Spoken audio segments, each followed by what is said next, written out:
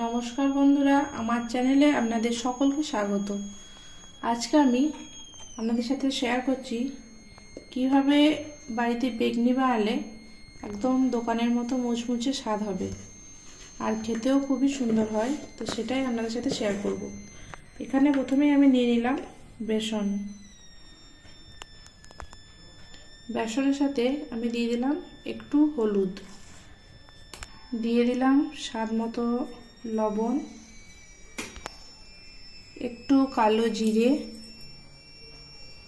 দিয়ে দিলাম একটু জোয়ান, আর দিয়ে দেব কেন একটু ফুড সোডা। এখন সমস্ত উপকরণগুলি খুব ভালোভাবে আমি মিশিয়ে নেব, আর তারপরে অল্প অল্প করে জল দিয়ে এটাকে একটা পেস্ট তৈরি করব।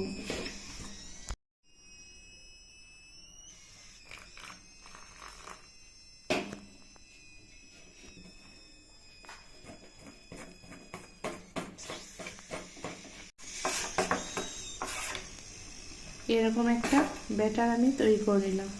এখানে একটা বেগুন আমি কেটে নিয়েছি বেগুনির জন্য। তো আপনারা চাইলে বড় সাইজ করেও কাটতে পারেন।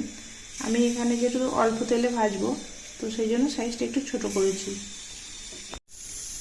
কড়াইটা গরম হতে দিয়েছি। তো কড়াই গরম হয়ে গেলে এখানে দিয়ে দিলাম বেশ কিছুটা পরিমাণ সাদা তেল। এটা আমি একটা গোটা লঙ্কা বেসনে ডুবিয়ে দিয়ে দিলাম এর মধ্যে। তো চাইলে এরকম একটা বানিয়ে নিতে পারেন আপনারা। একদিক ভাজা হয়ে গেলে আমি আরেকটা দিক উল্টে দেবো এইভাবে। তো এখন দেখে বুঝতেই পারবেন এই বেগুনিগুলো কেমন মচমচে হয়েছে এবং বেশ ফুলেও উঠেছে।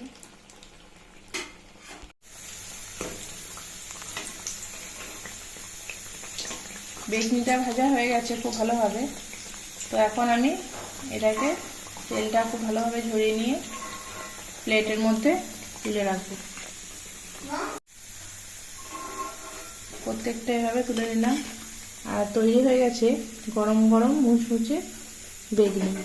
তো কেমন লাগলো অবশ্যই কমেন্ট করে জানাবেন।